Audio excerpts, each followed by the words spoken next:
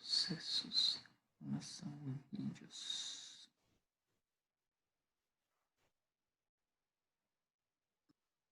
Pior que eu não tenho aqui comigo.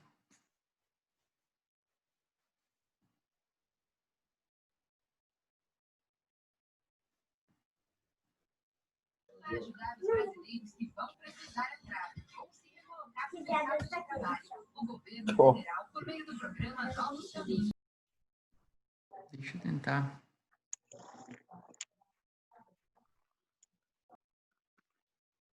tentar por aqui.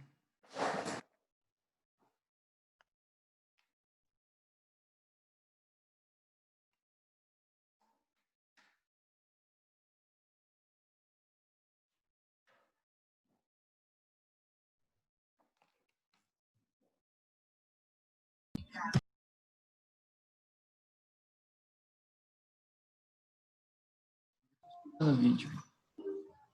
Deixa eu tentar baixar isso. Deixa eu tentar baixar esses vídeos aqui e mostrar para vocês porque que não vai dar.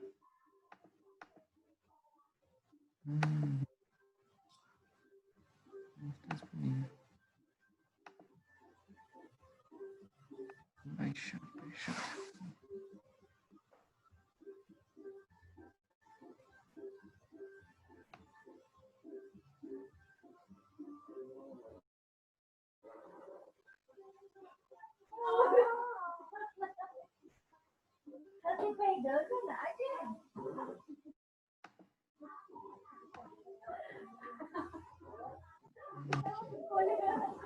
Aí.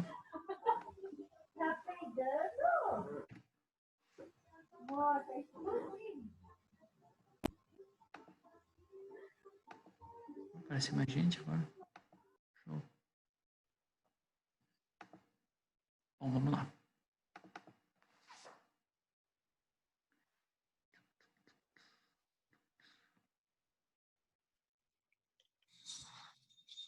Vou compartilhar para vocês aí o vídeo que o Emerson mandou.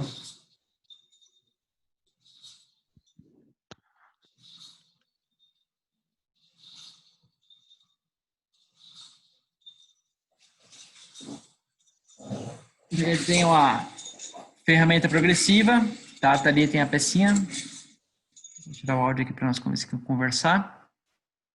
Então, vários estágios, cada estágio faz uma operação, tá? E no final ele corta, separa, né?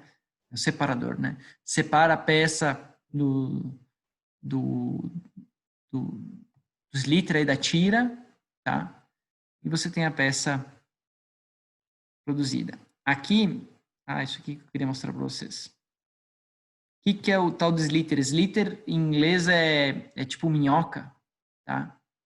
É uma tradução mais ou menos literal, mais ou menos igual a essa. Ele nada mais é do que a bobina fatiada. Tem o pessoal que trabalha na Mencol, acho que é Douglas, né?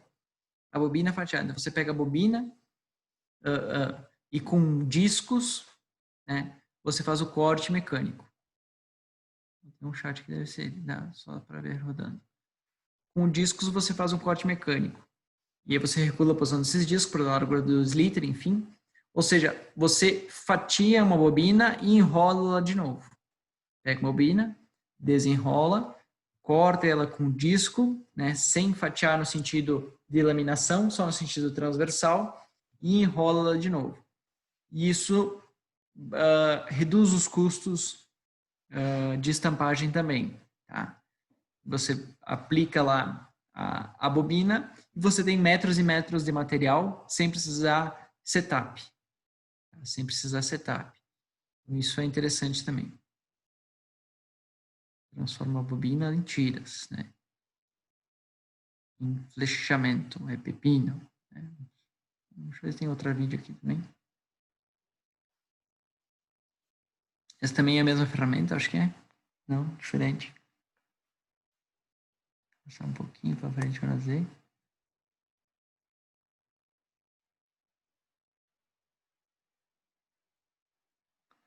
Então, essa tira aqui, nesse caso é uma tira de comprimento finito, né?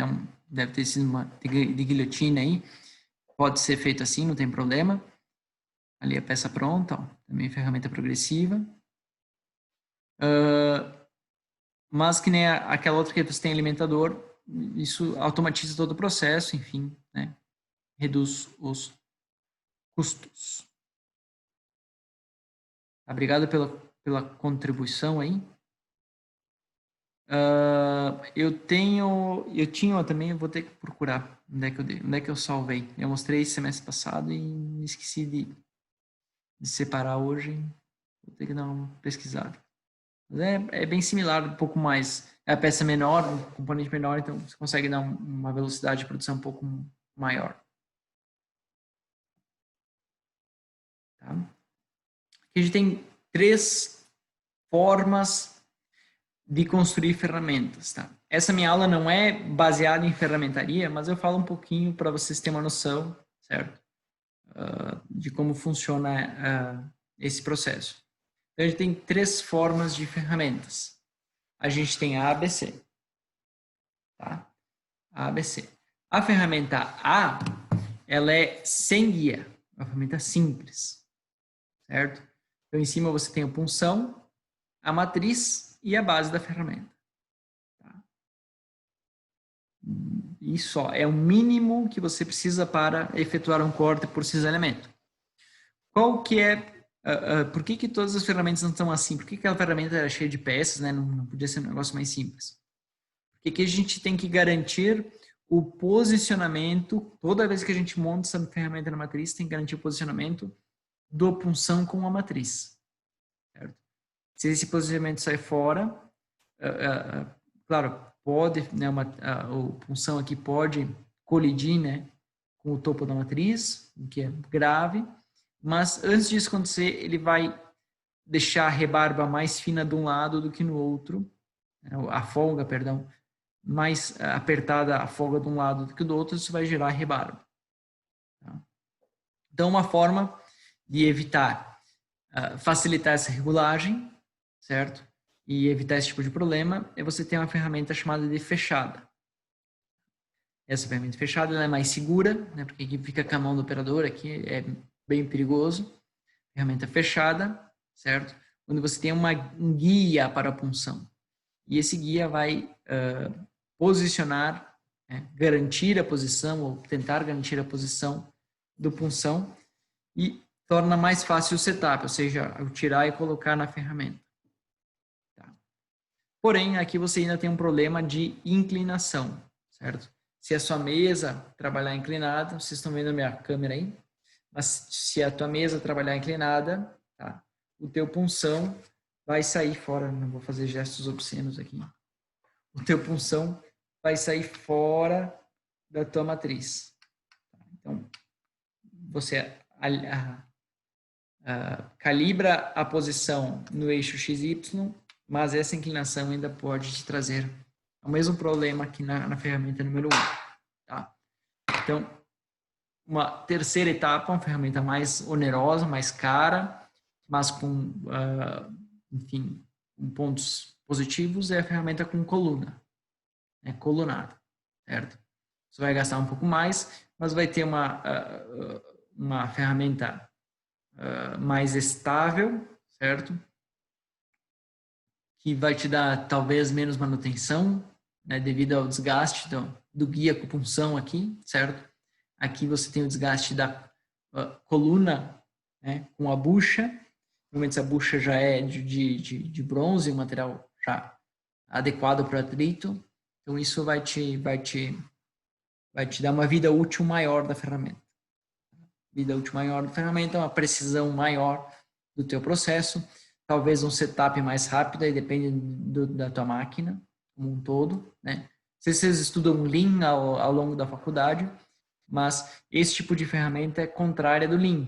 Né? O Lean diz, produz uma peça por vez, conforme a demanda do cliente. E aqui você precisa ter uma linha preparada, né? Aquela automatizada mais ainda, mas é uma produção que visa em lotes, né? Fabricação em lotes, setup de ferramenta.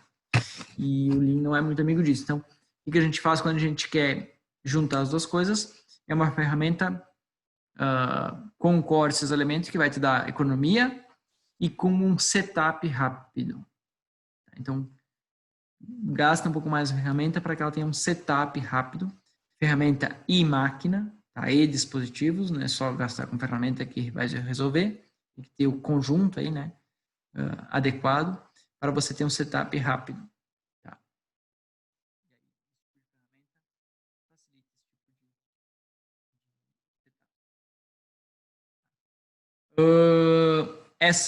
Outro exemplo aí de ferramenta, tá? Essa aqui é do tipo fechada, desse tipo B aqui. Tá? A gente tem aqui a placa guia da punção, o 7. Tá? Tem a matriz 2 aqui, e a punção ou a agulha, tá? Também chamada de agulha. O 5, então, é a espiga, que vai fixar lá na minha prensa excêntrica, também visando o setup rápido, certo? Então, não precisa parafusar nada aqui, é só botar aqui e apertar a espiga, apertar ali a máquina que vai apertar a espiga e já está montada a tua máquina. Né? Então, é um tipo de construção base ali para matriz. E o 8, placa de choque. Tá? Placa de choque, que é o que vai absorver os impactos entre a punção, a agulha e a tua máquina. Tá? Então, se acontecer qualquer sobrecarga, essa placa vai amassar, ela é um material tenaz, né? Vai receber esse impacto e não vai romper e vai continuar trabalhando.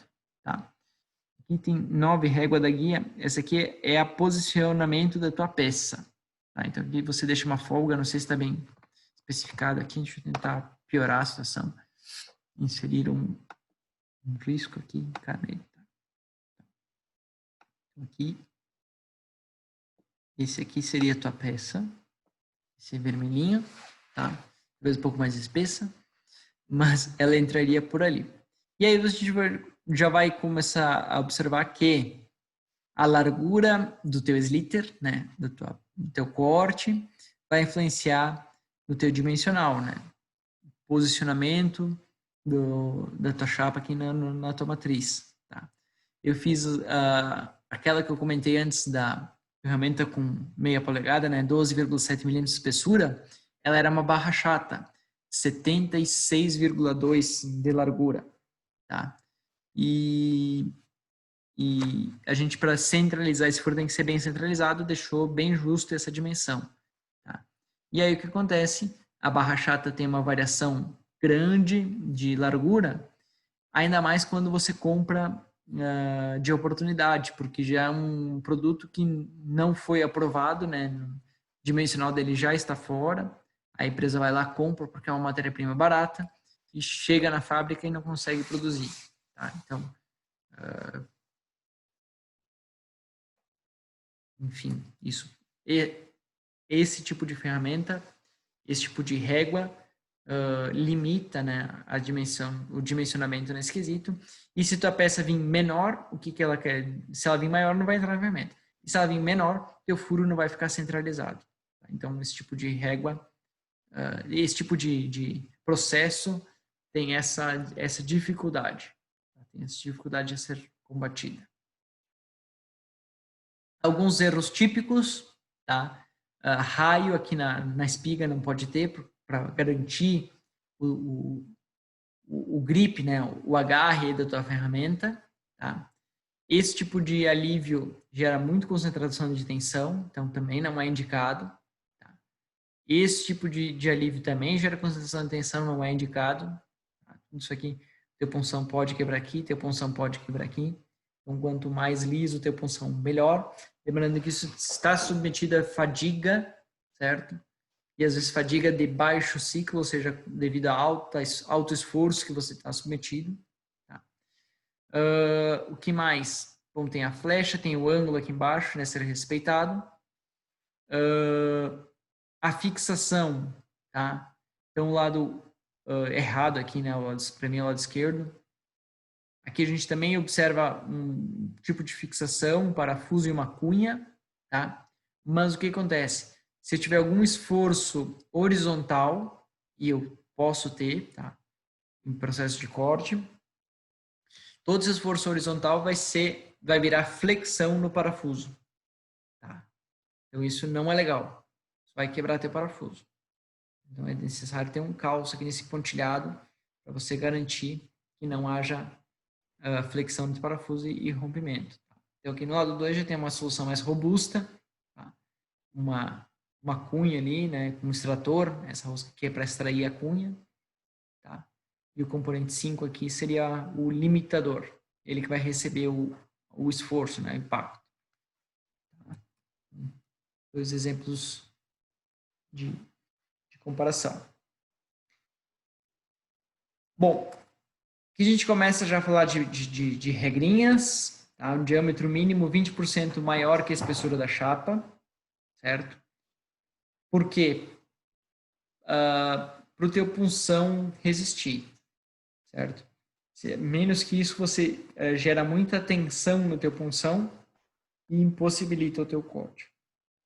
Possibilita porque não há material de punção suficiente para realizar esse tipo de corte. Quanto maior o diâmetro, melhor, maior vida útil a tua ferramenta vai ter. Então não é porque o mínimo é 20%, eu vou usar 20%. Não, se eu puder usar 3 vezes, 4 vezes, melhor, certo?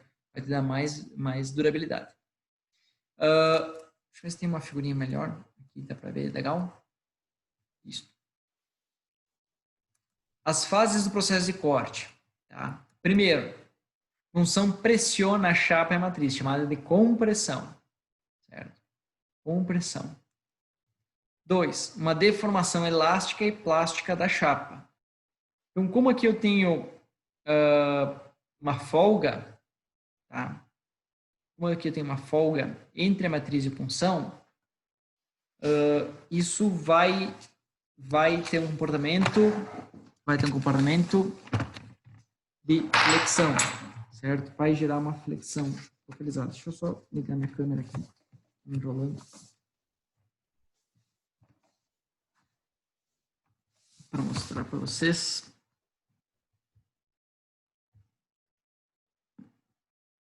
Opa, botão errado, apareceu eu novo, hein? Ali.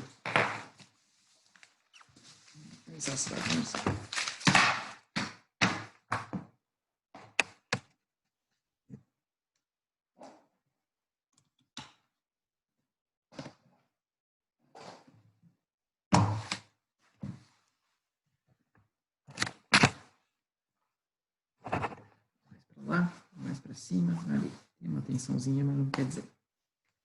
Então, esse aqui tá, deixa eu abrir, acho que secou. Punção.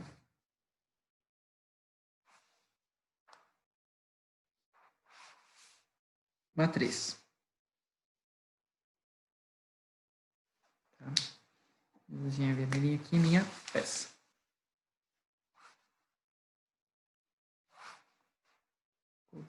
Disparei minha matriz. Tudo bem.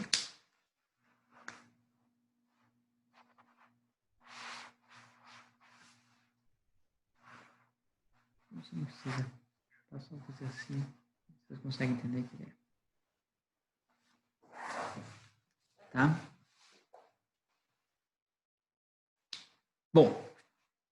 Então, aqui, pessoal, existe uma folga. Precisa existir uma folga. Folga. Essa folga vai atuar no raio ou no diâmetro, né? Depende da variação que vocês quiserem fazer. Essa folga, ao mesmo tempo, ela precisa existir para cortar, enfim. Então, quando esse punção começar a comprimir a minha chapa, prensar a minha chapa, o que ele vai fazer? Ele vai gerar forças, certo? Na chapa, e a minha matriz vai gerar reações. E essa chapa, ela vai se comportar como uma placa, certo? Poderia se imaginar como uma viga. Ou seja, vai haver uma deflexão devido a esse tipo de esforço. Né? Você pegar uma viga, botar as reações e aplicar duas forças aqui, ela vai ter esse tipo de comportamento. Tá? Então, a gente observa esse tipo de comportamento também no processo de corte. Tá? Aqui ele. E essa deformação pode ser elástica, mas ela pode ser plástica. Ela pode deformar plasticamente a tua peça. Tá? Você corta e no final a tua peça fica um pouco abaulada. Isso pode acontecer. Tá? Se vocês comprarem arruelas no mercado, vocês vão ver a arruela um pouquinho embaulada nesse sentido, devido a esse tipo de deformação. Próximo. Aí acontece o processo de cisalhamento. O que é o cisalhamento? É o corte. É o corte tipo tesoura, né? Tipo tesoura. Tá? E ocorrência das primeiras trincas. Então, a porção inicial. Tá? Aqui. Vou desenhar de novo. Mostrei esse desenho. E a gente tem tempo aí. Então, legal. Vou desenhar a chapa.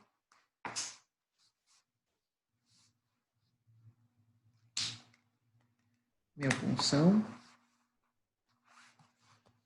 E eu vou penetrar um pouquinho na punção. E aqui a minha matriz. Vou fazer um pouquinho penetrada também. Então, olha só. Nesse primeiro estágio desse cisalhamento, tá? Acontece o corte. Ou seja, o meu punção corta, tá? Meu material vai ser deslocado para baixo nessa porção, tá? E aqui eu tenho uma superfície, vou chamar ela de lisa. Depois a gente vai ver o que é essa superfície lisa. Lisa. Gera essa superfície lisa devido a esse corte. Quando é gerada a superfície lisa, esse comprimento aqui, tá? Vou puxar uma linha média, embora não tenha muito a ver com linha média, mas essa linha média é deslocada. Tá? Essa linha média sofre um deslocamento. Por exemplo, o que esse deslocamento influi? Esse deslocamento gera uma deformação. Tá? Então, quando o meu punção penetrou na minha peça, ele cortou essa bordinha. Tá? Então, aqui você tem a face lisa, e a face lisa vai aparecer aqui também. Lisa. Tá? Então, ela vai aparecer no início do furo, e no final da sucata, certo? Então, essa face aqui vai ser lisa e essa face aqui do furo vai ser lisa. Tá claro isso? Certo? Aí começou a cortar, começou a penetrar, esse material começa a deformar e essa deformação desloca essa linha pontilhada. Gera um ΔL, certo? Um ΔL. ΔL. Em relação ao L0, ΔL é uma deformação. Então, esse material está sendo deformado. Tá? E deformado em forma de tração. Essa deformação gera uma tensão. Tá? E essa tensão vai sendo... essa deformação vai aumentando, essa vai aumentando, e quando ela passa o S e o T, a resistência do material, ele rompe. Ele rompe. Deixa eu ver se consigo mostrar na figurinha aqui. Então, o cisalhamento. Próximo. Quebra, né? O rompimento. E o último aqui é a extração. Deixa eu ver se eu tenho uma figurinha aqui. Aqui eu tenho meu punção, penetrou, minha matriz penetrou. Essa primeira face é a parte lisa, que aconteceu o cisalhamento. Tá? E olha que como essa linha, né, teve um aumento do comprimento, certo? Então, esse aumento aqui gera uma tensão de tração. Gera uma tensão de tração. E essa tensão de tração vai aumentando até que ocorre uma ruptura daqui Isso, zona de cisalhamento, lisa, zona rugosa, opaca. Essa zona aqui, ó. Então, zona de cisalhamento, lisa, ó, uma deformaçãozinha aqui plástica, certo? Junto à punção, um arredondamentozinho, isso é bem normal em processo. Zona de cisalhamento e aqui uma zona rugosa. Tá? E barbinha gerada aqui. Isso aqui, pessoal, vocês vão ver em todo o corte mecânico. Todo o corte mecânico. Isso aí. E aí isso vai te dizer qual é o lado que entrou punção, certo? Esse lado aqui é chamado de estouro de chapa no chão de fábrica, né? Estouro de chapa, onde ela rompe de forma rugosa devido à tensão de tração. Devido à tração. E aqui rebarbinho. Eu tenho na mão aqui uma que dá para ver bem isso aqui. Não sei se vocês vão conseguir visualizar, tá? Mas qualquer peça que vocês vejam cisalhada, vocês vão ver essas regiões. Tá? Não sei se, deixa eu cancelar aqui o stop share. Ver grande na minha tela.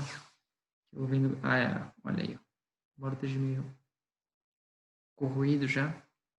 E é uma chapa minha fina, 375, acho de espessura. Tá?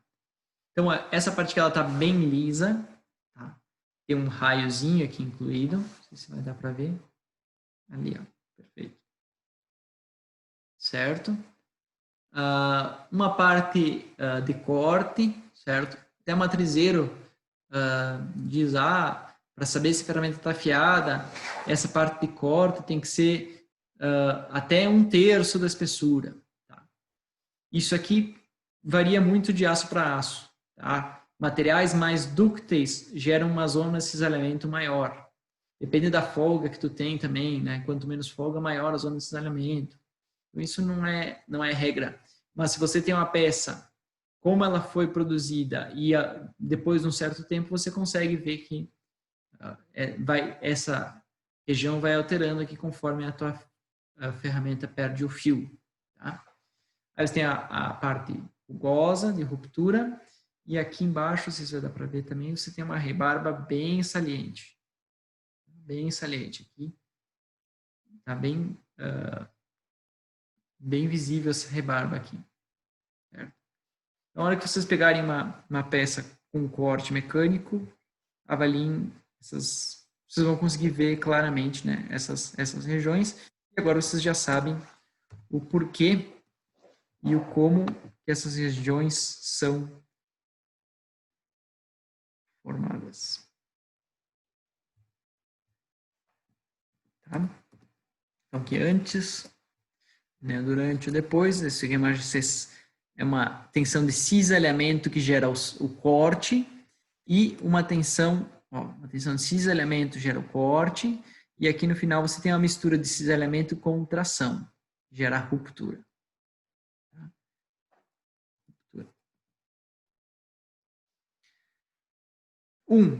Punção pressiona a chapa da matriz, gera uma força, certo? 2, deformação elástica e plástica, vai aumentando essa força, tá? Até o escoamento do material, certo? Gerou o cisalhamento, penetrou a punção na chapa e quebrou, certo?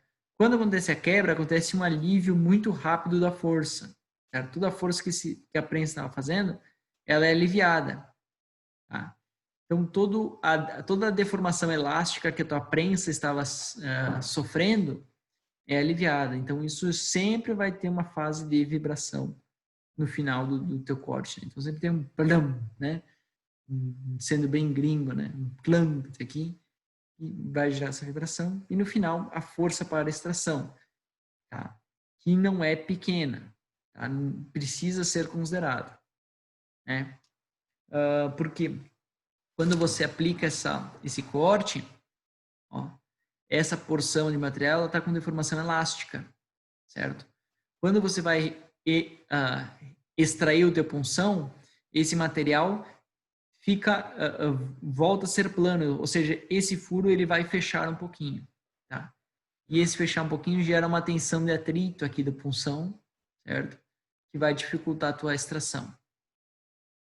Estou falando muito rápido, pessoal? Estão acompanhando? Não sei se vocês já conhecem o processo ou não. Ou estou chovendo no molhado, talvez.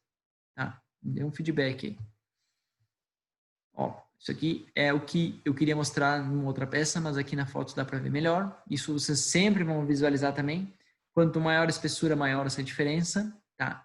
Do diâmetro de início do corte para o diâmetro no final do corte. Tá? Então, essa ruptura, essa região rugosa, ela vai ter sempre esse ângulo, certo? O que vai aumentar o teu diâmetro final. É mais, tem 10 minutos com vocês, depois a gente faz um intervalinho aí. Tá? Que hora que é agora? Agora são 8h20, 8h30. Meia hora de intervalo, a gente pode ir até as 9, hein? Por isso a gente segue o baile.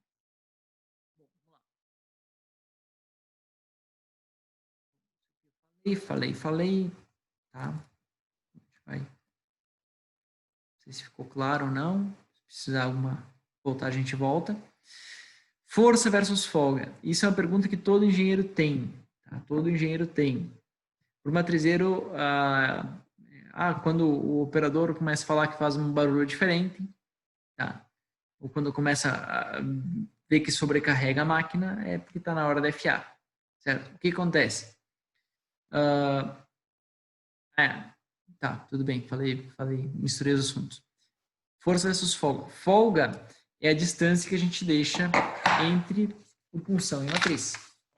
Entre o punção e a matriz. O engenheiro vai pensar o quê? Quanto maior a folga, menor a força. Tá? Quanto maior a folga, menor a força. Isso se observa na prática. A folga de 5% gera uma força. Folga de 20% gera uma força um pouco menor. Tá? Um pouco menor. Então, quanto maior a folga, maior a força. Quanto maior a folga, menor a força. Tá? Isso se observa. Qual que é o problema? Deixa eu ver se fala aqui ou não. O problema é que se eu tiver muita folga e um material muito dúctil, vai me gerar rebarba. Certo? Rebarba.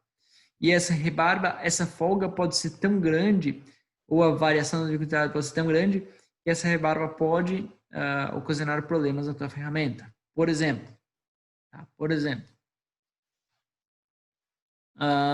uma das primeiras firmas que eu trabalhei, fábricas simples, tá? Bem simples. Tinha um punçãozinho e uma matriz para fazer furações.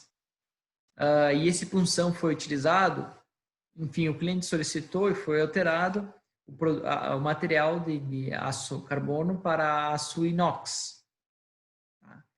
Se eu não me engano, era o inox 304. Independente do tipo de inox, era o inox dúctil, tá? Para conformação e solda. Aquele martensítico, acho que é, né? Inox dúctil. E a folga não foi alterada, foi mantida a mesma folga. Certo? O que aconteceu? O meu material começou a escoar. Começou a escoar. A rebarba começou a aumentar e começou a ter adesão de material, certo? Nessa folga entre punção e matriz. E esse material foi aderindo e esse material era um material altamente encruado. Certo? O material era dúctil, sofria deformação, e ele se tomou encruado até no ponto que rompeu, tá? Rompeu o teu punção, certo? E começou a prensar cada vez o punção entrava aqui, né? Sofria esse esforço aqui de atrito, né? Tanto na entrada quanto na extração, e aí ele rompeu o punção. Então, a mesma folga em aço inox e aço carbono deu diferença significativa aí no teu processo, né? Isso é óbvio. Sim, é óbvio, mas fábrica não dá nada. Aquela coisa assim, né? Bota ali, né? Vai cortar. Né? Imagina que um furinho, punção não vai cortar uma chapa fina, né? Mas aconteceu esse tipo de situação. Bom, então, quanto maior a folga, menor a força. Porém, acontece um fenômeno, tá? Devido à aplicação, um fenômeno chamado de desgaste na matriz. Um arredondamento, tá, da matriz e um arredondamento do punção, certo? É formado um raiozinho. E esse raiozinho, embora ele aumente a distância entre as duas setas, certo? Ele aumenta a distância entre as duas setas. Esse raiozinho provoca uma deformação plástica maior, ao invés de provocar o cisalhamento, certo? E observa-se um aumento na força. Tá? E esse aumento ele é bem significativo. Então, quando a tua ferramenta começa a perder fio, ela apresenta duas características. Aumenta a força. E 2, passa o slide, aumenta a rebarba.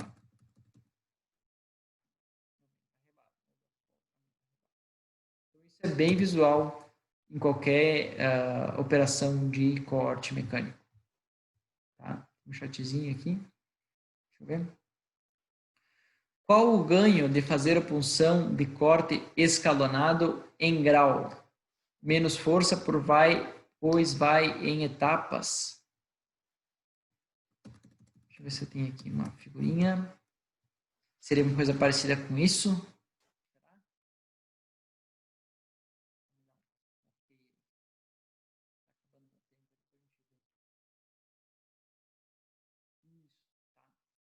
Então, esse tipo de punção escalonada, esse aqui é uma aplicação, tá, específica.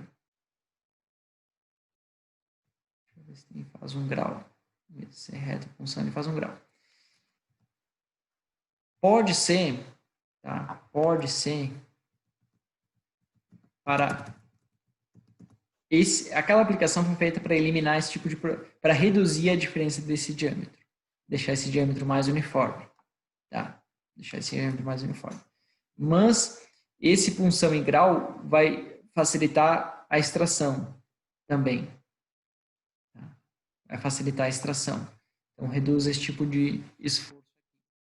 No corte é difícil da gente dizer, de a gente assumir que vai ter alteração de força, tá? Por quê? Porque no cálculo de força não é avaliada a folga. No cálculo de força não é avaliada a folga, tá? E depois do intervalo a gente vai ver a fórmula de força. Ela tá um pouquinho para frente aqui, ó. Tá? É o perímetro, a espessura, a tensão do material e o fator de punção. Tá? Isso não depende da folga. Então, na teoria, a gente não avalia a folga, certo? É avaliado só de forma qualitativa.